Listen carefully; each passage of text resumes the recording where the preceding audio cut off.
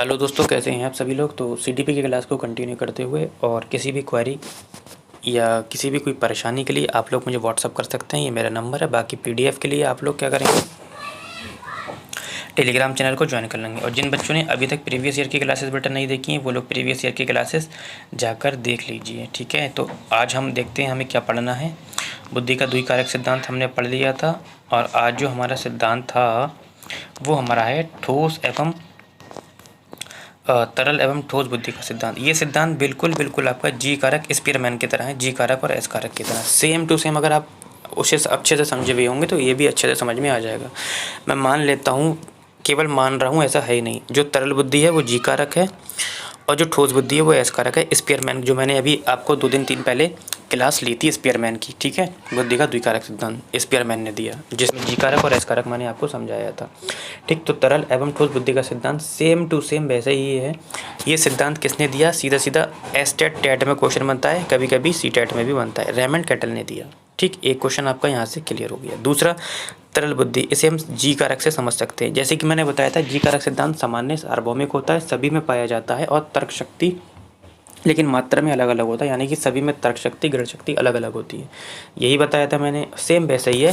ये भी ये कहते हैं रेमंड कैटल की तरल बुद्धि मूलतः अशाब्दिक होती है तथा संस्कृति मुक्त होती है। अब जो चीज़ संस्कृति से मुक्त हुई यानी कि वो वंशानुक्रम हुई है, ठीक, तथा वंशानुक्रम तथा निर्धारित होती है। इस पर प्रशिक्षण का कोई असर नहीं पड़ता, ये सभी में क्या होती है, समान होती है। तो सेम टू सेम जी कारक जैसा था और जी कारक के ही हेल्प से ही हम एस कारक में हमने क्या किया था, वातावरण के साथ मिलकर हम वकील या क्या बन गए थे, डॉक्टर बने थे। तो सेम टू सेम ये कहता है कि ठोस बुद्धि अलग बुद्धि नहीं है, बल्कि वातावरण में तरल बुद्धि की सहायता से, तो वातावरण में किसकी सहायता से, बुद्धि की सहायता से अर्जित क्षमता होती है। इसे प्रशिक्षण द्वारा घटाया या बढ़ाया जा सकता है, जैसे कि व्यावसायिक क्षमता। जैसे कि मैंने आपको कल बताया था, कल या परसों की क्लास में, कि मैंने बताया था कि जो आपका एस कारक है, जिसे हम ठोस बुद्धि मान सकते हैं समझने के लिए, ये प्रकार और मात्रा में अलग अलग होती है, यानी कि खास विशिष्ट लोगों में पाई जाती है। यानी कि ये तरल बुद्धि की सहायता से, जिसमें आपकी गणित शक्ति तर्क शक्ति अलग अलग होती है। जैसे कि किसी ने वकील को चुना बनने के लिए, किसी ने डॉक्टर को चुना, तो ये हम वातावरण के द्वारा निर्धारित करते हैं। और वातावरण में तरल बुद्धि की सहायता से वातावरण में हम क्या करते हैं, कोई डॉक्टर बन जाता है, कोई वकील बन जाता है, कोई इंजीनियर बन जाता है। तो इसलिए मैंने क्या किया, इस ठोस बुद्धि को मैंने इस तरीके से मेंशन किया कि ठोस बुद्धि इज इक्वल टू तरल बुद्धि प्लस वातावरण प्रशिक्षण, ठीक है। तो वातावरण के साथ मिलकर तरल बुद्धि की सहायता से हम क्या करते हैं, एक विशिष्ट योग्यता आ जाती है, जिससे कोई व्यक्ति डॉक्टर बन जाता है, कोई वकील बन जाता है। तो एक बार मैं फिर से रिवीजन कर देता हूँ इस क्लास का। मैंने बताया कि तरल बुद्धि यानी कि इसे हम जी कारक मान सकते हैं स्पीयरमैन का, इसे हम एस कारक मान सकते हैं।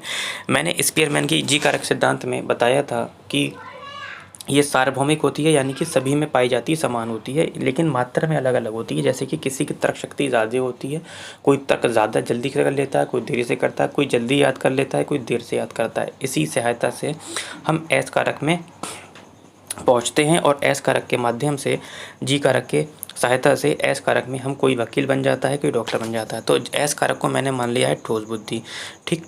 तो यही है कि तरल बुद्धि मूलतः अशाब्दिक तथा संस्कृत होती है, और जो संस्कृति होती है वो वातावरण के साथ होती है, इसलिए ये वंशानुक्रम होती है आपकी, ठीक है। इस पर प्रशिक्षण का कोई असर नहीं पड़ता, ये सभी में समान होती है। ठोस बुद्धि जिसे मैंने एस कारक माना था, ये क्या होती है कि ठोस बुद्धि अलग बुद्धि नहीं है, बल्कि वातावरण में तरल बुद्धि की सहायता से अर्जित क्षमता होती है। इसे प्रशिक्षण द्वारा क्या किया जा सकता है, या तो घटाया जा सकता है या बढ़ाया जा सकता है, ठीक है। जैसे कि वकील बनना हो गया आपका, ठीक है, डॉक्टर बनना हो गया आपका, इंजीनियर बनना हो गया, ये सब किसी के अंतर्गत आ जाता है, इसी के अंतर्गत आ जाता है। बाकी आप लोग बेटा कमेंट में ज़रूर बताइए कि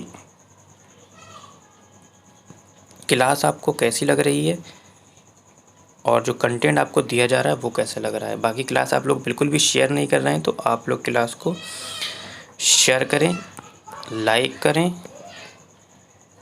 ठीक है बेटा। इतना तो आप लोग कर सकते हैं यदि आपको कंटेंट पसंद आ रहा है। बाकी आप लोग क्या करेंगे, टेलीग्राम भी चैनल ज्वाइन कर लेंगे। वहाँ पर क्या होगा, आपको नोटिफिकेशन सारी क्लासेस का क्या होगा, मिलता रहेगा। बाकी की क्लास हम कल शुरू करेंगे, ठीक है।